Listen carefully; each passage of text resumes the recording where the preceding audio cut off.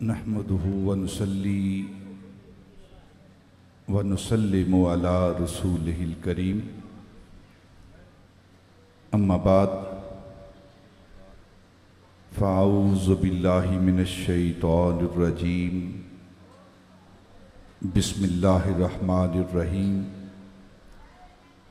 क़ालल्लाहु तआला फ़ी कलामिहिल मजीद अल बुरहानिर रशीद वल फुरकानिल हमीद। क़द जाअकुम मिनल्लाहि नूरुम व किताबुम मुबीन।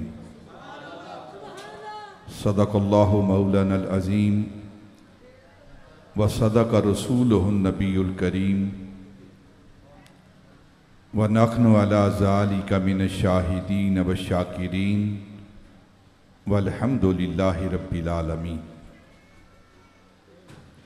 वक़ालल्लाहु तआला फ़ी मक़ामिन आख़र इन्नल्लाहा व मलाइकतहु युसल्लूना अलन नबी या अय्युहल्लज़ीना आमनू सल्लू अलैहि व सल्लिमू तस्लीमा। अस्सलातु वस्सलामु अलैका या सय्यदी या रसूल अल्लाह व अला आलिका व अस्हाबिका या सय्यदी या हबीब अल्लाह। सब मिलकर तीन तीन बार बुलंद आवाज़ से दुरूद पाक पढ़ लें। हम पढ़ो, ऊंची आवाज़ ना पढ़ो।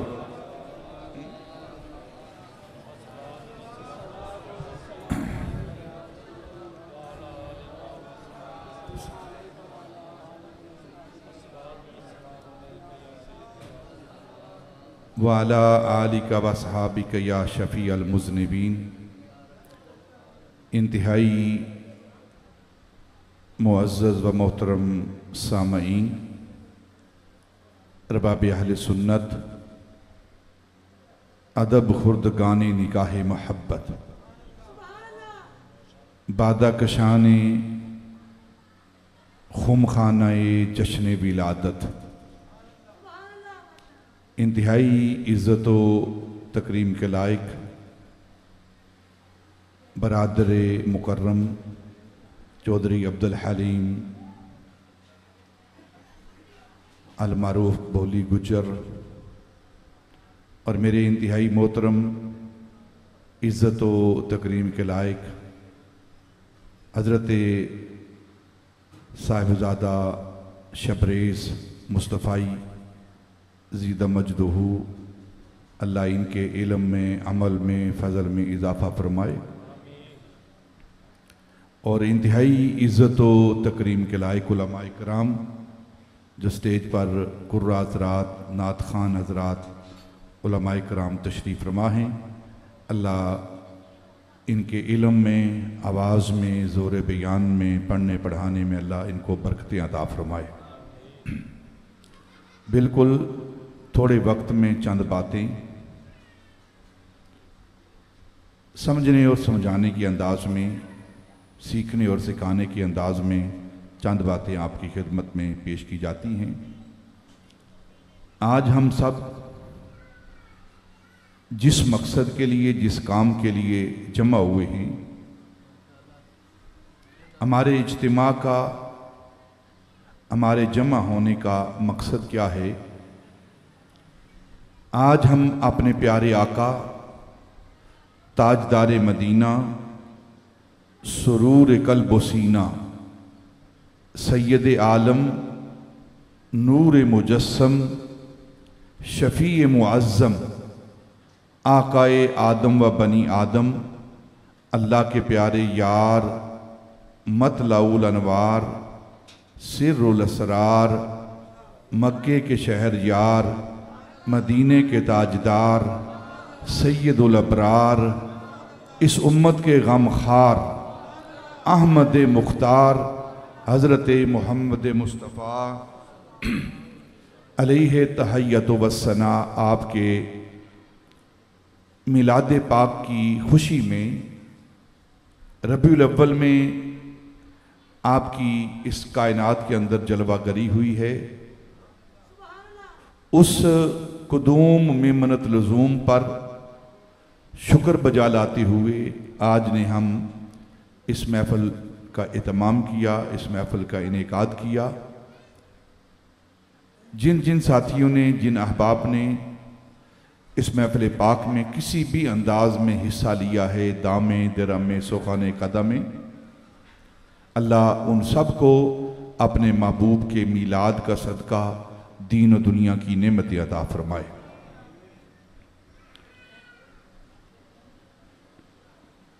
10-10 मिनट के अंदर 3 बातें मैं कोशिश करूँगा कि आपके ज़हनों तक पहुँचाऊँ।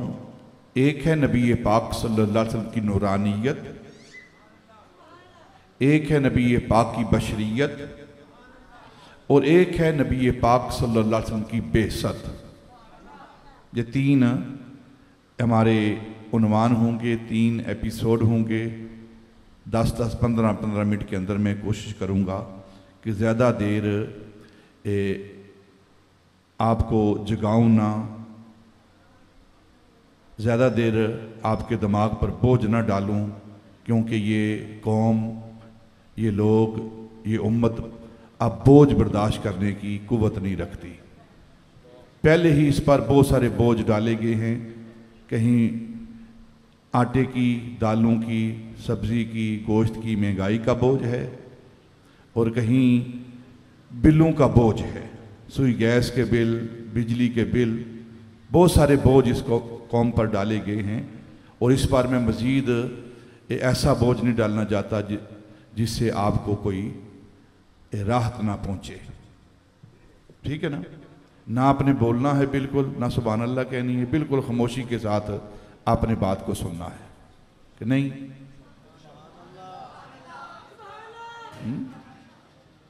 बोलो ना फिर। माशाल्लाह। एक है नबी, हम जो रबीउल अव्वल के अंदर नबी पाक सल्लल्लाहु अलैहि वसल्लम का मीलाद मनाते हैं, हम कहते हैं कि रबीउल अव्वल के अंदर नबी पाक सल्लल्लाहु अलैहि वसल्लम की विलादत हुई है। एक है नबी पाक सल्लल्लाहु अलैहि वसल्लम की नूरानियत, एक है नूरानियत। अल्लाह रब्बुल इज़्ज़त ने सबसे पहले जब उसने इरादा फरमाया कि मैं अपनी सिफ़त तख्लीक को, पैदा करने की सिफ़त को, खल्क करने की सिफ़त को मैं उसका इजहार करूं, पैदा करने की सिफ़त का इजहार करूं, तो अल्लाह रब्बुल इज़्ज़त ने सबसे पहले जिस चीज़ को पैदा किया है, सबसे पहले जिस चीज़ की तख्लीक की है, वो है हम सब के आका मौला ताजदार मदीना हज़रत मोहम्मद मुस्तफ़ा का नूर। सबसे पहले जिस चीज़ को अल्लाह रब्बुल इज़्ज़त ने पैदा किया है वो है नूर मुस्तफ़ा। फिर सारी कायनात को अल्लाह रब्बुल इज़्ज़त ने अपने महबूब के नूर से पैदा फरमाया। सारी कायनात को अपने महबूब के नूर से पैदा किया। सबसे पहले अपने महबूब के नूर को पैदा किया, फिर सारी कायनात को अल्लाह रब्बुल इज़्ज़त ने अपने महबूब के नूर से पैदा किया। इस कायनात के अंदर अल्लाह की जितनी भी तख्लीक है, जितनी भी मखलूक है, जो जो अल्लाह रब्बुल इज़्ज़त ने पैदा फरमाया है, इन सारी अशिया को, सारी मखलूक को अल्लाह रब्बुल इज़्ज़त ने अपने महबूब के नूर से पैदा किया है। ये जन्नत, जन्नत का नूर, जन्नत के अंदर हूरों का नूर, गिलमान का नूर, अर्श का नूर, लोह का नूर, हामिलीन अर्श का नूर, हामिलीन लोह का नूर, कलम का नूर, कलम उठाने वालों का नूर, आसमानों का नूर, ज़मीनों का नूर, चांद का नूर, सूरज का नूर, सितारों का नूर, जन्नत का नूर, जन्नत की नेमतों का नूर, अकल का नूर, इल्म का नूर, आँख का नूर, दिल का नूर, नबूवत का नूर, वलायत का नूर, ये सारे नूर अल्लाह रब्बुल इज़्ज़त ने अपने महबूब के नूर से पैदा किए हैं। अपने महबूब के नूर से पैदा किए हैं। हजरत मियाँ मोहम्मद बख्श आरिफ खड़ी रूमी कश्मीर, आप फरमाते हैं सारे नूर उसे दे नूरों ते उसदा नूर हुजूरों। सारे नूर उसे दे नूरों, यानी किसके नूर से? नबी पाक सल्लल्लाहु अलैहि वसल्लम के नूर से सारी कायनात को अल्लाह रब्बुल इज़्ज़त ने तख्लीक फरमाया। सारे नूर उसे दे नूरों ते उसदा नूर हुजूरों, उसनू ताज अरश ती मिलिया ते मूसा नू कोहतूरों। सुबहान अल्लाह, माशाअल्लाह माशाअल्लाह। बात समझ आ रही है कि नहीं आ रही है? इस कायनात के अंदर जितनी भी तख्लीक है अल्लाह रब्बुल इज़्ज़त की, इस सारी तख्लीक को अल्लाह रब्बुल इज़्ज़त ने अपने महबूब के नूर से पैदा किया है। अपने महबूब के नूर से पैदा किया है। अब एक और बात करके आपको समझा के फिर आगे चलते हैं। अल्लाह रब्बुल इज़्ज़त ने अपने महबूब के नूर को कब पैदा किया? अपने महबूब के नूर को कब पैदा किया?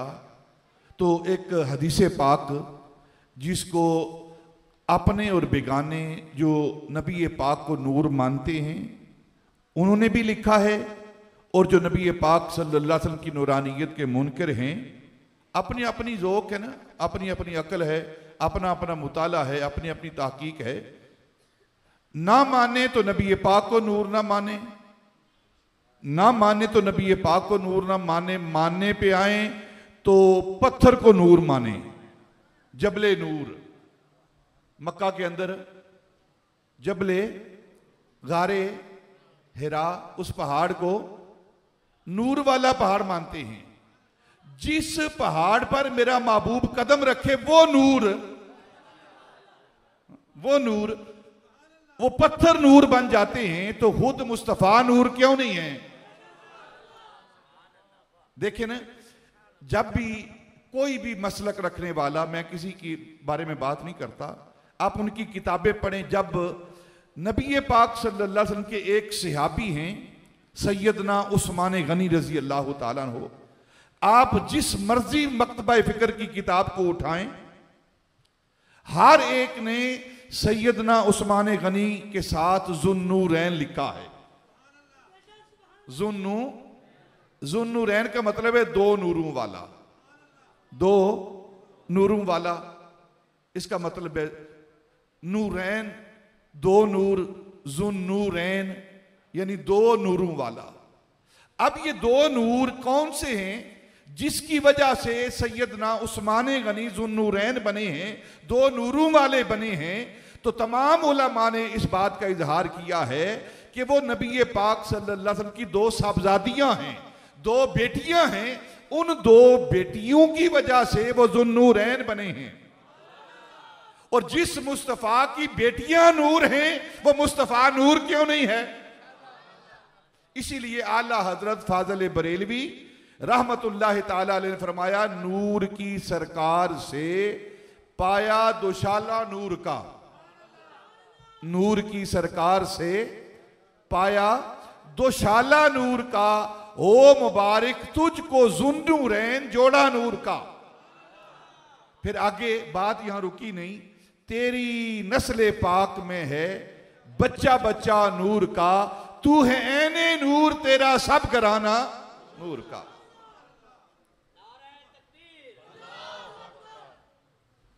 अब अल्लाह रब्बुल इज़्ज़त ने अपने महबूब के नूर को सबसे पहले तख्लीक किया, फिर सारी कायनात को अल्लाह रब्बुल इज़्ज़त ने अपने महबूब के नूर से तख्लीक किया, पैदा किया।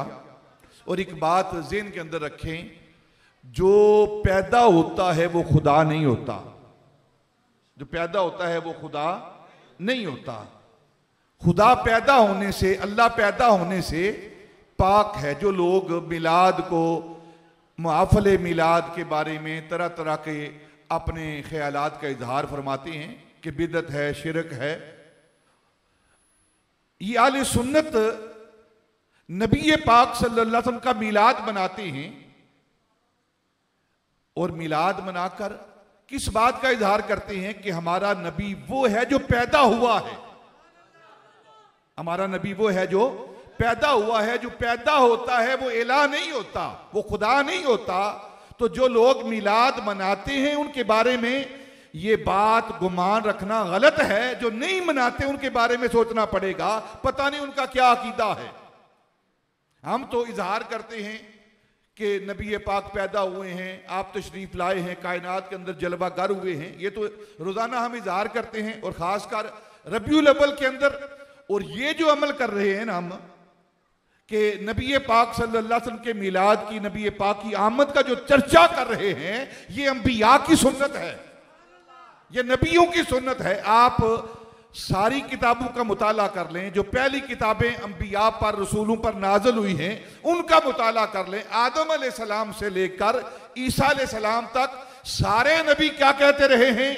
आदम अलैहिस्सलाम भी यही कहते रहे हैं कि एक अजीम शान नबी, एक अजमत वाला, एक शान वाला, एक रुतबे वाला, एक आला मर्तबा रखने वाला नबी आखिर ज़मान आ रहा है। नबी आखिर ज़मान आ रहा है। आदम ने भी यही कहते हैं, नूह ने भी यही कहा है कि एक नबी आ रहे हैं। इब्राहीम ने भी यही कहा है कि एक नबी आ रहे हैं। इब्राहीम के बाद इस्माइल ने भी कहा कि एक नबी आ रहे हैं जो इज्जत वाले हैं, जो मर्तबे वाले हैं। फिर याकूब, हजरत याकूब अलैहिस्सलाम ने भी यही कहा कि एक नबी आ रहे हैं। यूसुफ अलैहिस्सलाम ने भी यही कहा कि एक नबी आ रहे हैं। हजरत यूनुस ने कहा कि एक नबी आ रहे हैं। हजरत मूसा अलैहिस्सलाम ने कहा कि एक नबी आ रहे हैं। और मूसा अलैहिस्सलाम के बाद 80,000 अंबिया आए हैं। हर नबी यही कहता रहा कि एक नबी आ रहा है। फिर आखिर में हजरत ईसा अलैहिस्सलाम, कुरान इस बात का शाहिद है, हजरत ईसा अलैहिस्सलाम कह रहे हैं व मुबश्शिरन बिरसूलिन याती मिन बादी इस्मुहु अहमद, मेरे बाद एक नबी आने वाला है, मैं उसकी बिशारत देता हूं, उसका नाम अहमद है, उसका नाम अहमद है, मैं बिशारत देता हूं। ईसा अलैहिस्सलाम कहते हैं उस नबी की जो मेरे बाद आने वाले हैं।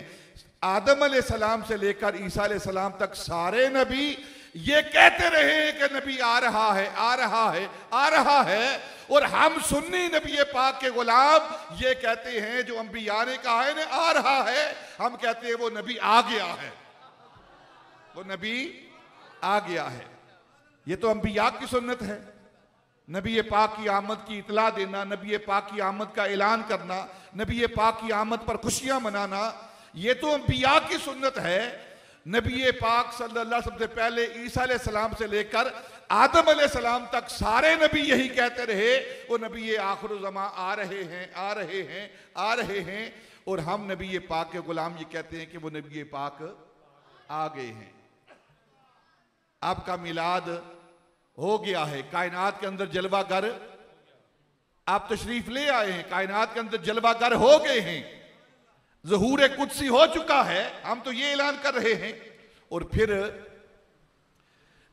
नबी पाक सल्लल्लाहु अलैहि वसल्लम आप इस कायनात के अंदर जलवागर हुए तो अल्लाह रब्बुल इज़्ज़त ने सबसे पहले अपने महबूब का नूर पैदा किया। फिर इस नूर को कब पैदा किया, एक बात करके फिर आगे दूसरे एपिसोड की तरफ, दूसरे मरहले की तरफ आते हैं। ये हदीस पाक अपने भी और गैर भी इस हदीस पाक को अपनी किताबों के अंदर नकल करते हैं कि एक दिन जिब्रील अमीन, जानते हो जिब्रील को, 4 अल्लाह के बड़े फरिश्ते हैं, 4 बरगजीदा सारे फरिश्तों के उस्ताद बड़े 4 फरिश्ते हैं। उनमें एक जिब्रील अमीन, एक बोलो, एक जिब्रील, एक मिकाईल, एक इसराफील और एक बोलो, डरो ना, डरो ना, जब उसने आना है आ जाना है, इज़राइल। ये 4 फरिश्ते हैं। सारे फरिश्तों का उस्ताद, सबसे बड़ा फरिश्ता जिब्रील, जिब्रील अमीन एक दिन नबी पाक सल्लल्लाहु अलैहि वसल्लम की बारगाह में हाजिर हुए ये उनकी रूटीन के अंदर शामिल था कि नबी पाक की बारगाह में हाज़िरी देते। अगर आप एक किताबों को पढ़ें, उलूमुल कुरान की किताबों को पढ़ें, तो किसी नबी के पास जिब्रील अमीन एक बार आए हैं, किसी के पास 2 बार, किसी के पास 10 बार, किसी के पास 20 बार, किसी के पास 50 बार, और नबी पाक सल्लल्लाहु अलैहि वसल्लम के पास 24,000 मरतबा आए हैं। समझ आइए तो सुभान अल्लाह कहें। फिर कितनी बार आए हैं? 24,000 मरतबा जिब्रील अमीन नबी पाक की बारगाह में हाजिर हुए हैं। अब एक दिन नबी पाक ने पूछा, जिब्रील बताओ तुम्हारी उम्र कितनी है, कितने साल उम्र तुम्हारी है? क्योंकि ये सवाल करने का मकसद क्या था, क्यों नबी पाक ने ये सवाल किया? इसलिए कि जिब्रील अमीन आदम अलैहिस्सलाम के पास भी आते रहे हैं, और आदम अलैहिस्सलाम और नबी पाक के दरमियान जो वक्त है ना, जो ज़माना है, वो तकरीबन को 7,500 साल का ज़माना है। 7,500 साल का ज़माना है। हज़रत इब्राहीम अलैहिस्सलाम के और नबी पाक के दरमियान 4,000 साल का ज़माना है दरमियान का। तो नबी पाक सल्लल्लाहु अलैहि वसल्लम ने पूछा कि ज़हन के अंदर ये सवाल आया कि ये जिब्रील 7,000 साल, 7,500 साल पहले ये आदम अलैहिस्सलाम के पास भी आता रहा है, शीश के पास भी आता रहा है, अनूश के पास भी आता रहा है, और फिर आखिर में हजरत ईसा अलैहिस्सलाम के पास भी आता रहा है, और अब मेरे पास भी आ रहा है। तो बता जिब्रील तेरी उम्र कितनी है? तो अर्ज की या रसूल अल्लाह सल्लल्लाहु अलैहि वसल्लम, सालों का पता नहीं, लेकिन एक बात मैं आपकी बारगाह में अर्ज करता हूं, आपकी खिदमत में पेश करता हूं कि जब अल्लाह रब्बुल इज़्ज़त ने मुझे तख्लीक फरमाया, पैदा फरमाया, और आपके नूर से सारी चीज़ें पहले ही पैदा हो चुकी थी, तो मैंने जब पहली नज़र ऊपर उठाई अपनी तख्लीक के बाद, पैदाइश के बाद, पैदा होने के बाद जब पहली नज़र उठाई, तो अल्लाह रब्बुल इज़्ज़त के जो अज़मत के हिजाबात हैं, चौथे हिजाब पर मैंने एक सितारे को देखा, एक चमकते हुए सितारे को देखा, और मैं जिब्रील उस सितारे को देखता रह गया। इतना सोना, मनमोना, इतना हसी, माजबी, दिल नशी, इतना खूबसूरत चमकता हुआ सितारा मैं देखता रह गया। और उस सितारे को मैं देखता रहा, देखता रहा, देखता रहा, हत्ता के 70,000 साल बीत गए। 70,000 साल गुजर गए और मैं देखता रहा। फिर यकायक वो सितारा मेरी नजरों से गायब हो गया, ओझल हो गया, और मैं उसके इंतजार में बैठ गया। बैठा रहा, बैठा रहा, बैठा रहा, हत्ता के 70,000 साल गुजर गए। 70,000 साल गुजर गए। फिर 70,000 साल के बाद वो सितारा तुलू हुआ, फिर मैं देखता रहा, और फिर वो 70,000 साल गुरूब रहा, मैं उसके इंतजार में बैठा रहा। इसी तरह ये साल गुजरते रहे, गुजरते रहे, और या रसूल अल्लाह सल्लल्लाहु अलैहि वसल्लम, मैंने उस सितारे को 72,000 मरतबा देखा है। 72,000 मरतबा मैंने देखा है उस सितारे को। अब जब 72,000 मरतबा उस सितारे को देखा है मैंने, तो नबी पाक सल्लल्लाहु अलैहि वसल्लम मुस्कुराए, आपके चेहरे पर तबस्सुम आया। तो जिब्रील अमीन ने देखा कि हजूर मुस्कुरा रहे हैं, तो अर्ज की या रसूल अल्लाह आप मुस्कुरा रहे हैं? तो फरमाया, जिब्रील जिस सितारे को तूने 72,000 मरतबा देखा है, मुझे अल्लाह रब्बुल इज़्ज़त की इज्जत और जलाल की कसम, अना ज़ालिकल कौकबु दुर्रिया, वो चमकता हुआ सितारा में मोहब्बत था।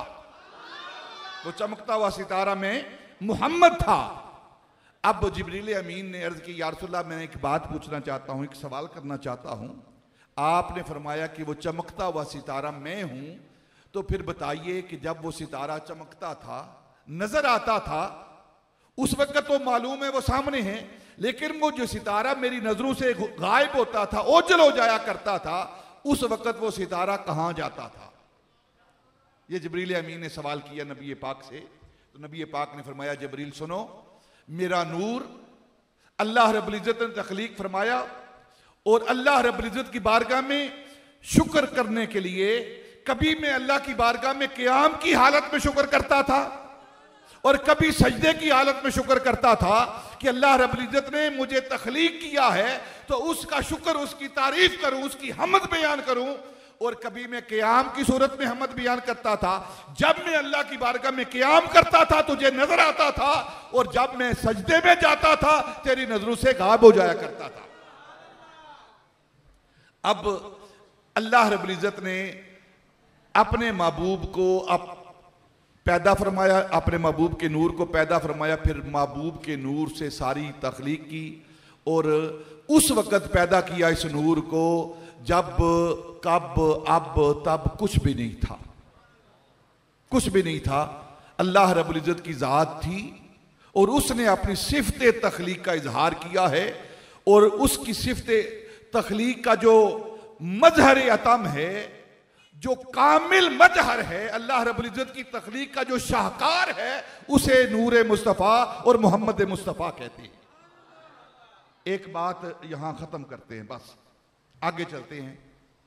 अल्लाह रब्बुल इज़्ज़त ने जब इरादा फरमाया ना कि अब मैं इस नूर को लिबास बशरी पहनाऊं, इस नूर को लिबास बशरी पहनाऊं, बशरी चोला पहनाऊं, बशरी वजूद बख्शूं, बशरी वजूद बख्शूं, इसको बशरियत का वजूद देकर इस कायनात के अंदर भेजूं। तो फिर अल्लाह रब्बुल इज़्ज़त ने जब इरादा फरमाया, खुदा को नूर जब अपना दिखाने का ख्याल आया, खुदा को नूर जब अपना दिखाने का ख्याल आया, अपने हुस्न की महफिल सजाने का ख्याल आया, चरागे बज़्म इम्का जलाने का ख्याल आया, हरीमे नाज से पर्दे उठाने का ख्याल आया, तो फिर मोहम्मद मुस्तफ़ा को बनाने का ख्याल आया। अब अहदीस में आता है कि जब अल्लाह रब्बुल इज़्ज़त ने यह इरादा फरमाया कि अपने महबूब को लिबास बशरी पहनाऊं, अक्सर ज़हन उलझ जाते हैं कि ये नूर और बशर इकट्ठे कैसे हो सकते हैं, नूर भी हो और बशर भी हो। नूर की जिद बशरियत नहीं है, बशरियत नूर की जिद नहीं है, अपोजिट नहीं है, ये मुतजाद नहीं है। नूर कहते हैं रोशनी को, ये रोशनी नूर है ना, तो रोशनी की जो अपोजिट शय है वो क्या है, अंधेरा। वो क्या है, अंधेरा। अब नूर की जिद बशरियत नहीं, नूर की जिद अंधेरा है, तो फिर ज़हन के अंदर इतराज किस बात का। नूर और बशर ये आपस में जिद्दे नहीं हैं, इज्तिमाई नकीज़ैन नहीं है। नूर अपनी शान रखता है, बशरियत अपनी शान रखता है, बशरियत अपनी शान रखती है। ये जब अल्लाह रब्बुल इज़्ज़त ने चाहा न कि अपने महबूब को बशरी वजूद बख्शूं, ये ज़हन के अंदर बात आती है जी। देखिए नूर और बशर जमा कैसे हो सकते हैं। एक हदीस पाक आप उलमा से सुनते रहते हैं, हदीस की सारी किताबों के अंदर ये हदीस पाक मौजूद है जिसे हदीस एहसान कहते हैं। सादा आसान लफ्जों में मैं आपको बात समझा रहा हूं, आपका अकीदा समझा रहा हूं। हदीस एहसान है। हदीस एहसान क्या है, एक दिन नबी पाक सल्लल्लाहु अलैहि वसल्लम तशरीफ फरमा हैं, सहाबा रिज़वानुल्लाह ताला अलैहिम अजमाइन आपके पास तशरीफ फरमा हैं, आपकी बारगाह में हाजिर हैं। तो एक शख्स नबी पाक सल्लल्लाहु अलैहि वसल्लम की बारगाह में हाजिर हुआ। वो शख्स जो नबी पाक की बारगाह में आया, हदीस पाक कहती है कि वो आने वाला अजनबी था, महल्ले का बंदा, शहर का बंदा नहीं था, वो अजनबी था। आने वाले उसे जो आया था, जो बैठे सहाबा हैं उसको पहचानते नहीं थे। नबी पाक की बारगाह में वो आया और हदीस पाक में उसने सफ़ेद लिबास पहना हुआ है, सर पे अमामा बांधा हुआ है, काली स्याह दाढ़ी है, नूरानी चेहरा है। और नबी पाक सल्लल्लाहु अलैहि वसल्लम की बारगाह में दुजानु होकर वो बैठा, जैसे तशाहुद में बैठते ना हम, तशाहुद की हालत में दोनों घुटने पीछे करके दुजानू होकर नबी पाक की बारगाह में वो बैठा, वो अदब सिखा रहा है कि महबूब की बारगाह में कैसे बैठना है। और नबी पाक के इन घुटनों के साथ घुटने मिला के उसने सवाल किए, 3 सवाल किए जो हदीस की सारी किताबों के अंदर मौजूद हैं। पहला सवाल किया कि मल इस्लाम या रसूल अल्लाह, इस्लाम क्या है? नबी पाक ने फरमाया इस्लाम ये है। दूसरा सवाल किया मल ईमान या रसूलुल्लाह, ईमान क्या है? तो नबी पाक सल्लल्लाहु अलैहि वसल्लम फरमाया कि ईमान ये है। इसकी तफसीलात में नहीं जाता मैं। फिर नबी पाक सल्लल्लाहु अलैहि वसल्लम से सवाल किया कि या रसूलुल्लाह एहसान क्या है? तो नबी पाक सल्लल्लाहु अलैहि वसल्लम फरमाया एहसान ये है। तो हर बात पर वो सदकता सदकता सदकता कहता, आपने सच फरमाया, सच फरमाया, सच फरमाया। वो आपकी बात की तस्दीक करता रहा और उठकर चल दिया।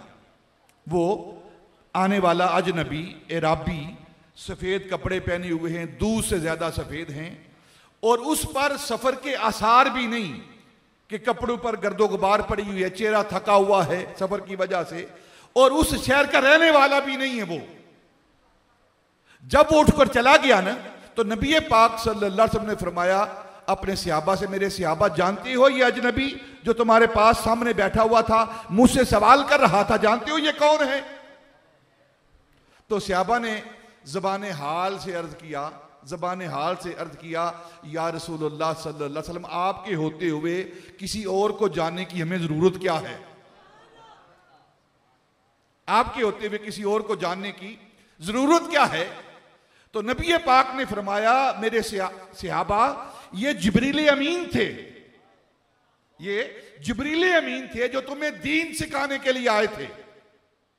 अब जिब्रील नूर है कि नहीं? फरिश्तों का उस्ताद है कि नहीं? सरापा नूर होकर जिसकी नूरानियत के बारे में किसी को शक नहीं है, वो सफेद कपड़े भी पहन रहा है, काली सिया दाढ़ी भी है, सर पे इमामा भी बांधा हुआ है, और नबी पाक के सामने एक बशर की सूरत में बैठकर नबी पाक से सवाल भी कर रहा है। अगर जिब्रील अमीन वो लिबास बशरी में, वजूद बशरी में नूर होकर आ सकता है, तो हम सब के आका मौला ताजदार मदीना वो नूर होकर लिबास बशरी में क्यों नहीं आ सकते? अब ये जो ज़हन के अंदर एतराज है ना कि नूर और बशर जमा कैसे हो सकते हैं, ये नूर और बशरियत कहते हैं इस जिल्द को, इस खून के हिस्सों को, जिस्म का जो मामला है, इसको बशरियत कहते हैं। ये दोनों जमा कैसे हो सकते हैं? एक छोटी सी बात आपसे पूछता हूं, ये जो आंख है हमारी, आंख की पुतली जो है, इसके अंदर ये जो रोशनी है जो हम देखते हैं, नजर जो है, ये नूर है कि नहीं? बूढ़ी अम्मा का जब नजर गायब हो जाती है तो आंखों का नूर चला गया है, क्या मतलब है? कि नजर चली गई है। अब जो इस आंखों के अंदर ये नूर है, और ये जो गोश्त है, ये पोस्ट है, ये जो चर्बी है, ये जो खून है, ये जो छोटी वेन्स हैं, ये क्या है? ये बशरियत है। अगर तेरे वजूद के अंदर बशर और नूर इकट्ठे हो सकते हैं, बात समझ नहीं आई आपको? अच्छा, एक और मिसाल दे देता हूं ताकि बात आपको समझ आ जाए। ये जो खोपड़ी है इंसान की, सर, इस सर के अंदर एक अकल है। अकल कहां है? बोलो ना, बोलो यार। दिमाग के अंदर, ठीक है ना? अकल कहां है? दिमाग के अंदर। और जिससे मर्जी पूछ ले, अकल जो है वो नूर है, अकल नूर है। अगर तेरे वजूद के अंदर, इस खोपड़ी के अंदर जो बशरियत का हयूला है, उसके अंदर अकल नूर बनकर रह सकती है, जमा हो सकते हैं, तो नबी पाक बशर और नूरानियत के साथ जमा क्यों नहीं हो सकते? अगर बात समझ नहीं आई तो एक और बात बता देता हूं आपको। ये जो ईमान है ना, ईमान ये नूर है कि नहीं? बोलो ना। अब ईमान का मरकज क्या है? ईमान कहां होता है? दिल के अंदर। अब ये जो दिल है ये मुज़गाए गोश्त है, मुज़गाए गोश्त का एक टुकड़ा है और बशरियत है। अगर इस मुज़गाए गोश्त के अंदर ईमान नूर बनकर रह सकता है और दोनों एक ही मुकाम पर जमा हो सकते हैं, तो नबी पाक नूर और बशर बनकर जमा क्यों नहीं हो सकते? बस इतनी बात अगर समझ आ गई है तो फिर आगे चलते हैं। ये जो बोहतान बांधा जाता है, ये जो आले सुन्नत के अकायद पर हमला किया जाता है, बोहतान बांधा जाता है कि नबी पाक सल्लल्लाहु अलैहि वसल्लम को ये बशर नहीं मानते, ये आले सुन्नत, ये मिलाद बनाने वाले नबी पाक को बशर नहीं मानते। सुने हमारा अकीदा क्या है। हम नबी पाक सल्लल्लाहु अलैहि वसल्लम को बशर मानते हैं और हमारा अकीदा क्या है कि जो नबी पाक की बशरियत का मुनकिर है वो दायरा इस्लाम से खारिज है। जो नबी पाक की बशरियत का मुनकिर है, जो आपको बशर नहीं मानता, वो दायरा इस्लाम से खारिज है। जिस तरह हमारा ये अकीदा है कि जो नबी पाक को बशर ना माने वो दायरा इस्लाम से खारिज है, इसी तरह हमारा ये भी अकीदा है जो नबी पाक को अपने जैसा बशर माने वो भी काफिर है, वो भी दायरा इस्लाम से खारिज है। देखें क्यों? आप कहेंगे क्यों? वो देखने में हम जैसे हैं, उनके भी दो आंखें, हमारी भी दो आंखें, उनका भी चेहरा हमारा भी चेहरा, उनके भी दो हाथ हमारे भी दो हाथ, उनकी भी दो टांगे हमारी भी दो टांगे, फिर क्यों ना कहें कि हमारे जैसे हैं वो? बोलो ना। ये तो तुम कहते हो कि उनके भी दो हाथ हैं, लेकिन उनके जो हाथ की उंगली है उसका पता नहीं। एक उंगली के इशारे से चांद शक होता है, एक उंगली के इशारे से डूबा हुआ सूरज वापस आता है, एक उंगली के इशारे से आप सिर्फ उंगली का इशारा करते हैं, दरख्त जमीन को चीरता हुआ, खड़ा हुआ दरख्त जमीन को चीरता हुआ नबी पाक की बारगाह में हाजिर होता है।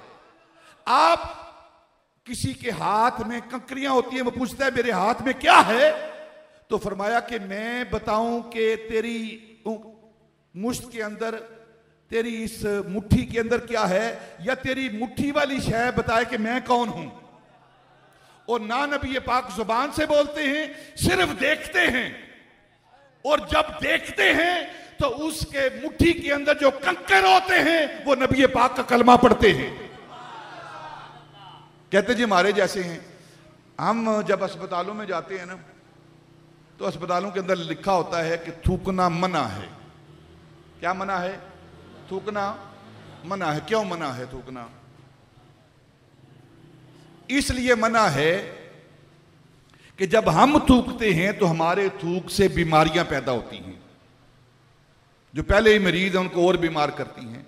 तो इसलिए लिखा होता है खबरदार थूकना मना है। अब एक है हमारा थूकना, हमारे थूकने से बीमारियां पैदा होती हैं, जरासीम पैदा होते हैं, और नबी पाक सल्लल्लाहु अलैहि वसल्लम का लुआब दहन,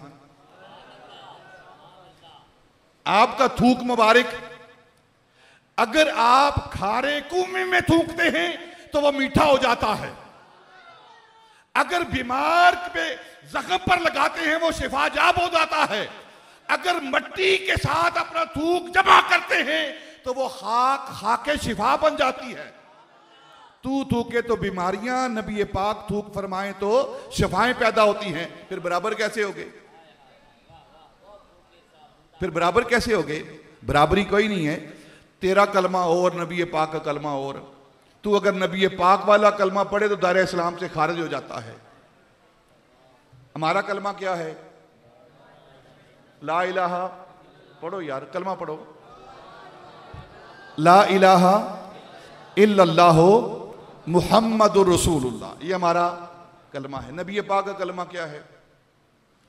आपका कलमा है ला इलाहा इल्लल्लाहु इन्नी रसूलुल्लाह, इन्नी रसूलुल्लाह। हमारा कलमा है मुहम्मदुर रसूलुल्लाह, और नबी पाक फरमाते कि इन्नी रसूलुल्लाह। अब अगर कोई नबी पाक वाला कलमा पढ़े कि इन्नी रसूलुल्लाह, तो वो दायरा इस्लाम से खारिज हो जाता है। वो कहता है कि मैं अल्लाह का रसूल हूं, और जो अल्लाह का रसूल बने वो दायरा इस्लाम से खारिज है, मुर्तद है। जब कलमा बराबर नहीं, कलमा जब बराबर नहीं। अच्छा चलो नमाज की बात कर लेते हैं। आप पर कितनी नमाजें फर्ज हैं? 5। पढ़ते कितनी हैं? बोलो ना यार, हैं बोलो। माशाल्लाह माशा, अच्छी बात है। 5 नमाजें फर्ज हैं और 5 पढ़नी चाहिए, ठीक है ना। नबी पर कितनी नमाजें फर्ज हैं? नबी पाक पर कितनी फर्ज हैं? बोलो बोलो ना यार। 6। तुझ पर 5 फर्ज, नबी पाक पर 6 फर्ज हैं। तो फिर बराबरी कैसी? किस हवाले से बराबरी है? और फिर अपना भी चेहरा देख और वद्दुहा का चेहरा भी देख।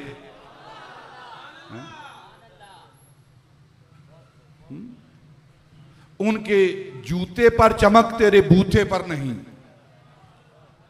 उनके जूते पर चमक तेरे बूथे पर नहीं। फिर बराबरी किस बात की? कोई बराबरी नहीं है। आपको अल्लाह रब्बुल इज्जत ने नूर तख्लीक फरमाया है, फिर आगे नूर से सारी कायनात को पैदा किया है, और फिर जब अल्लाह ने चाहा ना लिबास बशरी पहनाऊं, लिबास बशरी पहनाऊं, तो फिर जबरील अमीन को हुक्म दिया, जबरील जाओ एक मिसकाल, हदीस की सीरत की किताबों का मुताला करें, एक मिसकाल मट्टी लेकर आओ, वो मट्टी जो मेरे महबूब के जिस्म के लायक है, मेरे महबूब के जिस्म के लायक है, वो मट्टी लेकर आओ। अब मैं आपको बताऊं कि वो मट्टी कहां से आई है, जिससे नबी पाक का खमीर तीनत मुहम्मदिया तैयार होने वाली है। वो मट्टी आई है हुजरा आयशा से, उम्मुल मोमिनीन सैयदा तैयबा ताहिरा सिद्दीका बिनते सिद्दीक महबूबा महबूब खुदा सैयदा आयशा सिद्दीका रजी अल्लाह ताला अन्हा का जो हुजरा है, आज जो गुंबद खजरा है जहां नबी पाक आराम फरमा रहे हैं, उस मकाम से, उस जगह से जहां नबी पाक आज आराम फरमा रहे हैं मदीनतुल मुनव्वरा में, वहां से एक मिसकाल मिट्टी जिब्रील अमीन लेकर अल्लाह की बारगाह में पेश करते हैं। अब एक बात अर्ज करता हूं कि हुजरा आयशा से मट्टी ली गई है और तमाम उम्मत के उलमा इस बात पर मुत्तफिक हैं कि जहां नबी पाक सल्लल्लाहु अलैहि वसल्लम आराम फरमा रहे हैं आज गुंबद खजरा के अंदर, और जो मट्टी मुबारक आपके जिस्म को मस कर रही है, वो मट्टी अर्श आजम से भी अफजल है, अर्श आजम से भी अफजल है। अब नबी पाक की तीनत के लिए, नबी पाक के खमीर के लिए जो मट्टी ली गई है, वो आज गुंबद खजरा के अंदर जहां नबी पाक आराम फरमा रहे हैं, जो हुजरा आयशा है, वहां से वो मट्टी ली गई है। और इतनी पाक मट्टी है, इतनी पाक मट्टी है, इतनी पाक मट्टी है कि जिस मट्टी के साथ नबी पाक का खमीर तैयार किया जा रहा है, जब वो मट्टी इतनी पाक है तो जिसका हुजरा है वो हुजरे वाली आयशा कितनी पाक होगी। सुभान अल्लाह, वो हुजरे वाली आयशा कितनी पाक होगी। उम्मुल मोमिनीन रजी अल्लाह ताला अन्हा वो कितनी पाक हैं, और कितनी पाक हैं, कितनी पाक हैं। अल्लाह रब्बुल इज्जत ने कुरान पाक की 16 आयात उनकी पाकीज़गी पर नाज़िल की हैं। अब वो मट्टी लाई गई, फिर अल्लाह रब्बुल इज्जत ने हुक्म दिया जबरील को, जाओ जन्नत से ज़ाफ़रान लाओ, कफूर लाओ, अंबर लाओ, अंबर, ज़ाफ़रान, काफूर, फिर सुंबल लाओ, फिर तस्नीम का पानी लाओ। ये सारी अशिया अल्लाह रब्बुल इज्जत की बारगाह में पेश की गई। तो अल्लाह रब्बुल इज्जत ने अपने दस्ते कुदरत से,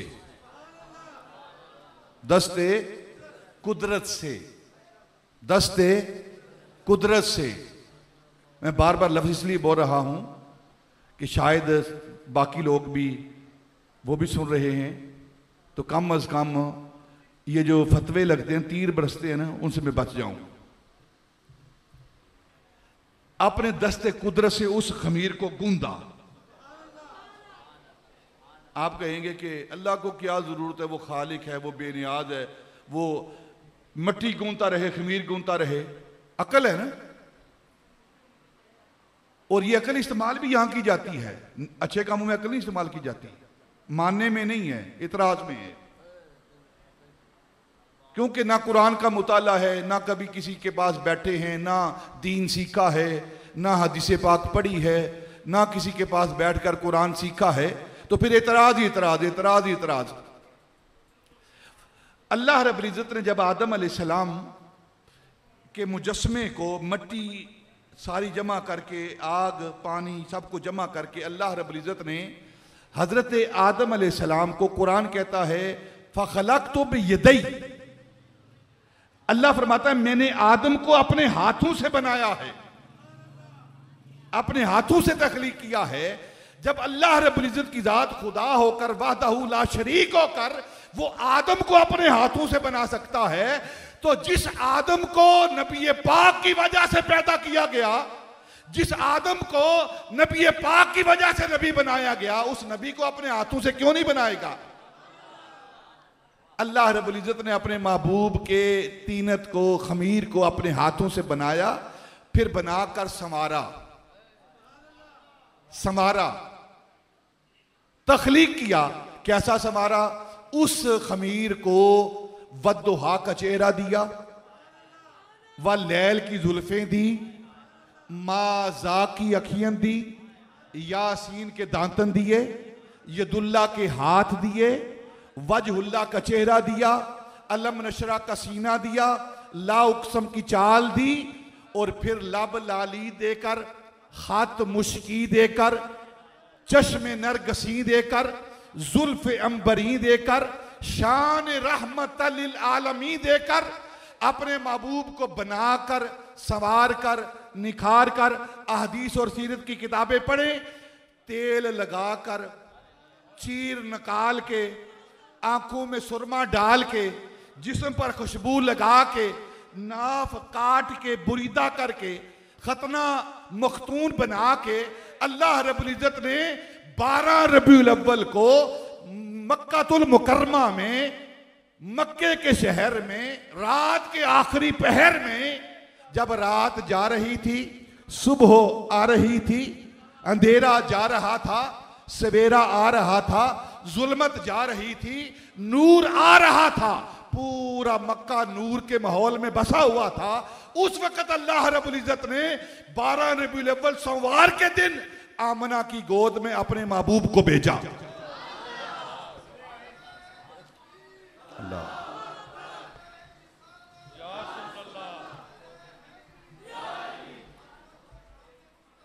बशरियत का वजूद देकर आमना की गोद में भेजा। फिर निदा आई दरीचे खोल दो, ईवान कुदरत के, नजारा खुद करेगी आज शान कुदरत के। असीना जमीला दा मुंह मोड़ दिता, मुहम्मद बना के कलम तोड़ देता। कुछ इब्तदा ही नहीं, इंतहा भी नाजा है, बना के नक्शे रिसालत खुद खुदा भी नाजा है। अल्लाह रब्बुल इज़्ज़त ने अपने महबूब को बशरियत, ये जो हम मिलाद पाक का महफिल करते हैं ना, ये नबी पाक की बशरियत का वजूद है, जो आप इस कायनात में बशरियत का वजूद लेकर आए हैं। अब ये बशरियत कैसी है, ये आदमी कैसे हैं, नबी पाक की जात कैसे आदमी है? वो गंजे हुस्न है, वो गंजे हुस्न है, दिले वीरा में जलवागर। वो गंजे हुस्न है, दिले वीरा में जलवागर। शुक्र खुदा के दौलते कौनैन मेरे दिल में है, शुक्र खुदा के दौलते कौनैन मेरे दिल में है। अब आदमी कुछ और ही हमारी नजर में है, अब आदमी कुछ और ही हमारी नजर में है। जब से सुना है यार लिबासे बशर में है, सुभान अल्लाह, जब से सुना है यार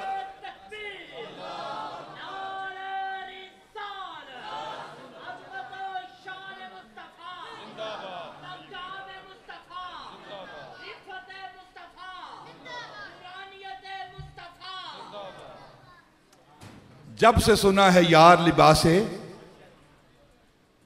अब आदमी कुछ और ही हमारी नजर में है। जब से सुना है यार लिबासे बशर में है। दो बातें मुकम्मल हुई, तीसरी बात माशाल्लाह, तीसरी बात वो है बेसत, बेसत मुस्तफ़ा। बेसत का क्या मतलब है कि अल्लाह रब्बुल इज़्ज़त ने अपने महबूब को नबी बनाकर कब भेजा है। अक्सर लोगों का ज़हन ये है, मिंबर व मिहराब से ये बात की जाती है कि 40 साल के बाद नबी बने हैं। ये नज़रिया गलत नज़रिया है, ये नज़रिया गलत नज़रिया है कि 40 साल बाद आप नबी बने हैं। बैठ जा बेटा, नीचे बैठ जा, बैठ जा। आप अज़ली नबी हैं और अब्दी नबी हैं, अज़ली नबी हैं और अब्दी नबी हैं। नबी पाक सल्लल्लाहु अलैहि वसल्लम से पूछा गया, या रसूलल्लाह आप कब नबी बने हैं? मता वजबत लकन नबुव्वा, या रसूलल्लाह आप पर नबुव्वत कब लागू हुई है, कब वाजिब हुई है, आप कब से नबी हैं? तो नबी पाक ने फरमाया, कुन तो नबी यम व आदम बैन रूह वल जसद, मैं उस वक्त भी नबी था जब आदम अलैहिस्सलाम अभी रूह और जिस्म की कश्मकश में थे, अभी पानी और मिट्टी की कश्मकश में थे, मैं उस वक्त भी नबी था। उस वक्त से नबी हैं आप। 40 साल के बाद आपको नबूवत नहीं मिली, फिर 40 साल के बाद क्या हुआ है? 40 साल के बाद आपने इजहार नबूवत किया है, ऐलान नबूवत किया है कि मैं अल्लाह का नबी हूं, मैं अल्लाह का रसूल हूं। और ये बात तयशुदा है, तमाम इस बात पर मुत्तफिक हैं कि नबी यहां आकर नहीं बनता, नबी यहां आकर नहीं बनता। आलिम यहां आकर बनता है, मुफस्सिर यहां आकर बनता है, कारी यहां आकर बनता है, बिजनेसमैन यहां आकर बनता है। कोई अजली बिजनेसमैन नहीं है। माँ ने जना है, एक टका भी पास नहीं है, बाप भी भूखा, माँ भी भूखी, बेटा आगे अरबपति हो गया है। यहां आकर दुनिया का हर मामला यहां आकर, लेकिन नबी वहां बनकर, नबी वहां बनकर। जब नबी वहां बनकर आता है और किसी अमल से नहीं बनता कि उसने नमाजें ज्यादा पढ़ी हैं लिहाजा नबी बन गया है, उसे नबूवत का दर्जा मिल गया है, ना। रातों को जागकर नेकी के काम किए हैं, तहज्जुद पढ़ी है लिहाजा नबी बना दे उसको, नहीं। अल्लाह रब्बुल इज्जत अज़ल से चुन लेता है जिसको नबूवत देना चाहता है, तो नबी बनकर आता है। जब बनकर आया तो फिर यह कहना कि 40 साल बाद नबी बने हैं, यह तो बात ही हकीकत के खिलाफ है। 40 साल की उम्र में आपने इजहार नबूवत किया है, ऐलान नबूवत किया है। देखें ना, नबी पाक इमामुल अंबिया हैं कि नहीं? सारे नबियों के इमाम हैं कि नहीं? सारे नबियों से अफजल हैं कि नहीं? अब ईसा अलैहिस्सलाम के बारे में पढ़ते हैं। हजरत मरियम सलामुल्लाह अलैहा, आपका निकाह नहीं हुआ, ये कुरान कहानी नहीं, कोई डाइजेस्ट की बात नहीं है। निकाह नहीं हुआ और बेटा पैदा हो गया बगैर निकाह के। अगर आप कुरान पाक को पढ़ेंगे ना इस मकाम पर, तो ये बेटा बगैर निकाह के पैदा हुआ है, बगैर किसी मर्द के छुए, किसी मर्द ने मस नहीं किया। तो फिर कैसे पैदा हुआ है? जिब्रील के दम से, फूंक मारी जिब्रील ने, कुरान कह रहा है ये। तो बेटा पैदा हुआ। अब लोग थे इर्द गिर्द अकलू पैदल, मरियम ये क्या मामला, निकाह तेरा हुआ नहीं और तेरा खानदान बड़ा आला है, शरीफ लोगों का खानदान है, बड़ी नस्ली लोग हैं आप, बड़े आप अच्छे खानदान की औरत हो आप, तो ये क्या हो गया है, बच्चा पैदा कर दिया तूने। आपने फरमाया कि मुझे किसी मर्द ने नहीं छुआ, ये अल्लाह का मामला है, अल्लाह जानता है। उन्हें कहा नहीं तू गुनहगार, तू किस तरह कह सकती है, भला बगैर मर्द के इख्तलात के, मुबाशरत के बच्चा किस तरह पैदा हो सकता है। तो हजरत मरियम सलामुल्लाह अलैहा, आपने, ये कुरान है, आपने इशारा किया कि मुझसे ना पूछो, उस बच्चे से पूछ लो वो कहां से आया है। ये कुरान है। फअशारत इलैहि, हजरत मरियम ने इशारा किया उस बच्चे की तरफ जो अभी पैदा हुआ है और पंगूड़े के अंदर है, महद के अंदर है, एक छोटे से कपड़े के अंदर वो बच्चा, और इस उम्र में बच्चे बोलते नहीं हैं, इस उम्र में बच्चे बोलते नहीं हैं। तो हजरत मरियम ने इशारा किया कि इस बच्चे से पूछ लो ये कहां से आया है, मुझसे क्या पूछते हो। तो उनने कहा कि एक तो तूने बगैर निकाह के बच्चा पैदा किया है, और दूसरा ऊपर से जो हमारी अकल में बात नहीं आ रही कि बच्चे से पूछ लो। बच्चा भी कभी बोलता है, बच्चे भी कभी बोलते हैं। तो आपने जुबान हाल से फरमाया कि हाँ, जब नबियों की वालिदैन की इज्जत का मामला आता है तो जो चीजें नहीं बोलती वो बोलती हैं। अब वो बच्चे के पास गए, हजरत ईसा अलैहिस्सलाम रूहुल्लाह, बचपन है, कितने हसीन होंगे। और अगर हजरत ईसा अलैहिस्सलाम के बारे में पढ़े ना, आप सफेद रंग के, घुंघराले बाल, खूबसूरत खूबसूरत। अल्लाह किसी कोजे को नबूवत नहीं देता, किसी काने को नबूवत नहीं देता। अल्लाह के जितने नबी होते हैं सोने होते हैं, सोने होते हैं। हजरत ईसा अलैहिस्सलाम भी बड़े खूबसूरत हैं, बच्चे हैं, अभी नौमौलूद हैं, पैदा हो रहे हैं। तो आपने पंगूड़े के अंदर, महद के अंदर उन लोगों की तरफ देख के फरमाया, मुझे बारे में पूछना चाहते हो? काला इन्नी अब्दुल्लाह, मैं अल्लाह का बंदा हूं, मैं अल्लाह का बंदा हूं। और फिर बात यहां नहीं खत्म की, फिर कहा काला इन्नी अब्दुल्लाह आतानी यल किताब, मैं किताब देकर भेजा गया हूं, यानी रसूल बना के भेजा गया हूं। वह जालानी नबीयन, और नबी बना के भेजा गया हूं। ईसा अलैहिस्सलाम जिनका अकीदा ये है, जिनकी खास ये है कि मुझे अगर आखिर उस जमान नबी का मौका मिले तो मैं उनके जूतों के तस्मे बांधूं। वो ईसा अलैहिस्सलाम जिनकी तमन्ना ये है कि नबी आखिर जमान के जोड़ों के तस्मे बांधे, वो तो पंगूड़े के अंदर नबी हैं। और जो ईसा का नबी है उसको 40 साल बाद नबूवत मिल रही है ना। आप अजली नबी हैं, लेकिन 40 साल की उम्र में ऐलान नबूवत किया है, ऐलान नबूवत किया है कि मैं अल्लाह का नबी हूं और फिर अल्लाह का रसूल हूं। रसूल भी अदली हैं और नबी भी अदली हैं। 40 साल की उम्र में ऐलान नबूवत, तो आप कहेंगे जब जिब्रील आएगा तो फिर रिसालत शुरू होगी। नहीं, 40 साल की उम्र में इजराए रिसालत हुआ है, इजराए रिसालत हुआ है 40 साल की उम्र में। 40 साल की उम्र में ना रसूल बने हैं ना नबी बने हैं, बल्कि अदली नबी हैं। अगर इस पर आपको कुरान पाक की एक आयत पेश कर दूं, वइज़ अख़ज़ल्लाहु मीसाक़न नबिय्यीना लमा आतैतुकुम मिन किताबिम व हिकमा सुम्मा जाअकुम रसूलुन मुसद्दिकुन लिमा माअकुम लतुमिनुन्न बिही व लतंसुरुन्ना।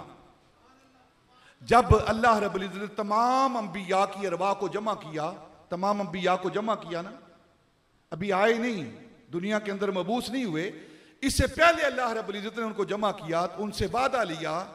वादा क्या लिया? वइज़ अख़ज़ल्लाहु मीसाक़न, मीसाक़ कहते हैं पुख्ता वादे को। वादा लिया, वादा क्या लिया कि जब तुम्हारे पास मेरा शान वाला, इज्जत वाला रसूल आ जाए, इज्जत वाला रसूल आ जाए, तो फिर तुमने क्या करना है? लतुमिनुन्न बिही व लतंसुरुन्ना, तुमने उस पर ईमान भी लाना है, उस पर ईमान भी लाना है और उसकी मदद भी करनी है, उसकी मदद भी करनी है। अब यहां जो अक्लमंद लोग बैठे हुए हैं ना, मैं उनसे एक बात करता हूं ताकि वो बात समझ जाए। क्या अल्लाह को इल्म नहीं था कि आदम अलैहिस्सलाम पहले आएंगे, फिर नूह आएंगे, फिर इब्राहिम आएंगे, फिर इस्माइल आएंगे, फिर याकूब, यूसुफ, या मूसा, ईसा आएंगे? पता नहीं था अल्लाह को? बोलो यार, पता था ना। और अल्लाह को इल्म था कि आदम अलैहिस्सलाम अपनी नबूवत के डंके बजा के कब्र के अंदर चले जाएंगे? पता था। हजरत नूह अलैहिस्सलाम अपनी कब्र के अंदर चले जाएंगे अपनी नबूवत और रिसालत के डंके बजाकर। हजरत इब्राहिम अलैहिस्सलाम अपनी कब्र के अंदर चले जाएंगे।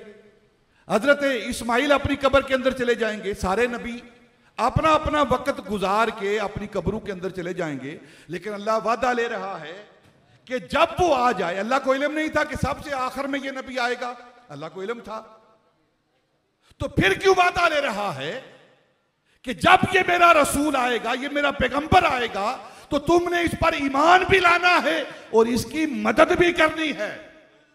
अल्लाह हमें अकीदा दे रहा है, अंबिया कब्रों के अंदर भी चले जाएं तो कब्रों के अंदर रहकर भी वो मदद करते हैं।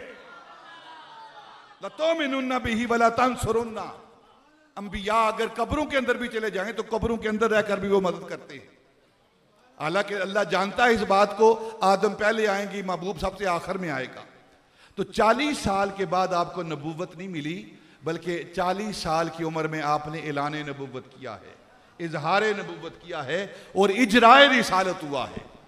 आपकी रिसालत का जारी होना, इजरा होना, ये 40 साल की उम्र हुआ है। इसको कहते हैं बेसत, इसको कहते हैं बेसत। और कुछ लोगों का ज़हन ये है, कहते हैं कि जो नबी पाक की 40 साल जिंदगी है ना ऐलान नबूवत से पहले, वो हमारे लिए हुज्जत नहीं है, वो हुज्जत नहीं। बात समझ आ रही कि नहीं आ रही? थक तो नहीं गए आप? हैं? थक गए हैं? हाथ खड़ा करें ना जो थक गए हैं। बस आखिरी बात करता हूं। कहते हैं जी कि जब तक वही नाज़िल नहीं हुई थी, जब तक फरिश्ता पैगाम लेकर नहीं आया था, उससे पहले की जो जिंदगी है वो हमारे लिए हुज्जत नहीं है। बस ये आखिरी बात करता हूं। जब नबी पाक सल्लल्लाहु अलैहि वसल्लम ने, सीरत की किताबों का मुताला करें, जब नबी पाक ने ऐलान किया कि मैं अल्लाह का नबी हूं, कुफारे मक्का, मुशरिकीन मक्का एक पहाड़ी पर नबी पाक ने उनकी दावत की और उन्हें बुलाया। बुलाकर अपना जब पैगाम सुनाना होता है ना तो दावत की जाती है, ये सुन्नत है। ये इलेक्शन लड़ते हैं ना तो आपको बुलाते हैं, आओ जी मीटिंग करनी है, तो फिर खाना खुना, क्योंकि अपना पैगाम देना चाहते हैं ना। ये पैगाम क्या देते हैं जी, वोट हमें दो।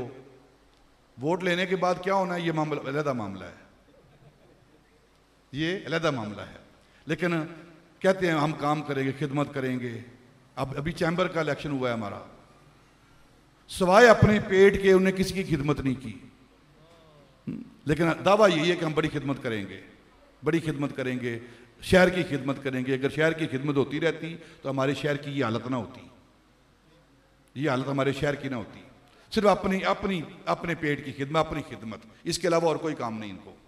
लेकिन ऐलान यही करना कि आपकी खिदमत करेंगे इंशाअल्लाह, बेखौफ, न डर की आदत, ना बिकने वाली ना झुकने वाली।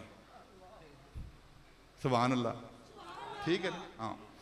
अब नबी पाक ने बुलाया, दावत दी, सारे इकट्ठे हुए।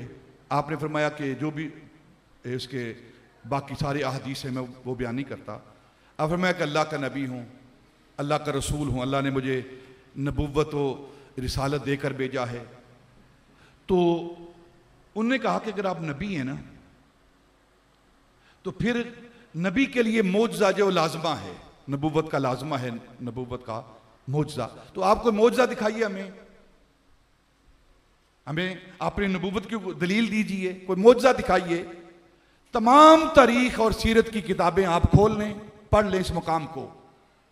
जब पहले नबी पाक ने सबसे पहले ऐलान किया है कि मैं अल्लाह का नबी हूं, ना नबी पाक ने चांद को तोड़कर, ना सूरज को मोड़कर, ना दरख्तों को अपने पास बुला के, ना सड़ी हुई खजूरें उगा के, ना पत्थरों से कलमा पढ़ा के कोई मौजज़ा नहीं दिखाया। ये सारे मौजज़ात बाद के हैं। जो सबसे पहले नबी पाक ने अपनी नबुव्वत पर दलील दी है वो कुरान पाक बयान करता है, फ़क़द लबिस्तु फ़ीकुम उमरन मिन क़ब्लिही अफ़ला ताक़िलून। मैंने 40 साल तुम्हारे अंदर गुजारे हैं, मैंने उम्र तुम्हारे अंदर गुजारी है, क्या मेरी 40 साल की जिंदगी तुम्हारे सामने मेरी नबुव्वत की दलील नहीं है? नबी पाक अपनी नबुव्वत की दलील वो 40 साल पहले जिंदगी दे रहे हैं और मौलवी उठकर कहते हैं नहीं जी मैं उसको दलील नहीं मानता। अब नबी पाक की बात मानी है या मौलवी की बात मानी है हमने? नबी पाक की जिंदगी का हर हर लम्हा, पैदाइश से लेकर आखिरी लम्हात तक, हर हर लम्हा हमारे लिए सुन्नत है, हमारे लिए काबिल तकलीद है। नबी पाक सल्लल्लाहु अलैहि वसल्लम की हर बात, हर अमल वो हमारे लिए मशअल राह है। ये तीसरा टॉपिक था आपकी बेसत मुबारक का। पहले नूरानियत मुस्तफ़ा, फिर बशरियत मुस्तफ़ा और फिर बेसत मुस्तफ़ा। अगर लंबा हो गया मामला तो माफ़ी चाहता हूँ आपसे। मैंने कहा 10-10, 15-15 मिनट के अंदर ये बात कर दूँगा। अगर बात लंबी हो गई है तो जो बात पसंद है ये वो रख लें, जो नहीं पसंद आई मुझे वापस कर दें। ठीक है। अब पैगाम ले लें मुझसे क्या है। नबी पाक सल्लल्लाहु अलैहि वसल्लम इस कायनात के अंदर तशरीफ़ लाए। आपके तशरीफ़ लाने का, मिलाद पाक होने का, इस कायनात के अंदर जलवागर होने का मकसद क्या है? आपका मिलाद क्यों हुआ है? अल्लाह ने क्यों भेजा है? एक जुमला कह देता हूं। नबी पाक सल्लल्लाहु अलैहि वसल्लम आदमी को इंसान बनाने के लिए आए हैं। आदमी को इंसान बनाने के लिए। हर आदमी इंसान नहीं होता, लेकिन हर इंसान आदमी है। फर्क क्या है? जिसके अंदर इंसानियत आ जाए, जिसके अंदर ईमान आ जाए वो इंसान है, और जिसके अंदर ईमान नहीं, इंसानियत नहीं, वो इंसान नहीं है। एक बात कर देता हूं। एक कमज़ोर महल्ले का गरीब, ज़ईफ़, कमज़ोर, और एक महल्ले का तगड़ा, पैसे वाला, इज़्ज़त वाला और ज़ोर वाला, वो उसको थप्पड़ मार रहा हो सड़क के अंदर, तो एक शरीफ आदमी जब पास से गुजरेगा तो कहेगा इंसान बन। कहते हैं ना, इंसान बन। क्यों इस बेचारे ज़ईफ़ पर, कमज़ोर पर जुल्म कर रहा है? देखें, एक इंसान ने हाथ में सोटी पकड़ी हुई है और जानवर को मार रहा है, बकरी को, जानवर को मार रहा है, तो दूसरा बंदा पास से गुजरता है, इंसान बन। क्यों बेज़बान पर जुल्म कर रहा है? तो जिसके अंदर इंसानियत नहीं, जो जुल्म करने वाला है वो इंसान नहीं। जो मुआशरे के अफराद का हक मारने वाला है वो इंसान नहीं है। आदमी तो कहेंगे उसे इंसान नहीं है। इंसान कौन है? जो किसी के हकूक को नहीं मारता, किसी का हक नहीं मारता, किसी को नाहक कत्ल नहीं करता, किसी की इज्जत को पायमाल नहीं करता, किसी की माँ बहन बेटी की तरफ बदनिगाही नहीं करता, वो इंसान है। वो इंसान है। किसी के माल को जबरदस्ती हड़प नहीं करता, किसी के प्लाट पर कब्जा नहीं करता, वो इंसान है। अगर ये चीजें नहीं तो आदमी तो है लेकिन इंसान नहीं। और इंसानियत का दूसरा नाम शरीयत है। इंसानियत का दूसरा नाम शरीयत है। जिसके अंदर इंसानियत आ गई, गोया उसने शरीयत पर अमल कर लिया। ये नबी पाक की आमद का मकसद है। अगर हमने मिलाद बनाया है तो नबी पाक की मिलाद का जो मकसद है उसको भी हम याद रखें। अल्लाह हमें अमल करने की तौफीक अता फरमाए। इन्हीं लफ्ज़ों पर अपनी गुफ्तगू ख़त्म करता हूँ। अल्लाह ताला आप सबको दीन दुनिया की नेमतें अता फरमाए, बरकतें अता फरमाए, और जो हमने बातें की हैं अल्लाह इन पर हमें अमल करने की तौफीक अता फरमाए। वमा अलैना इल्लल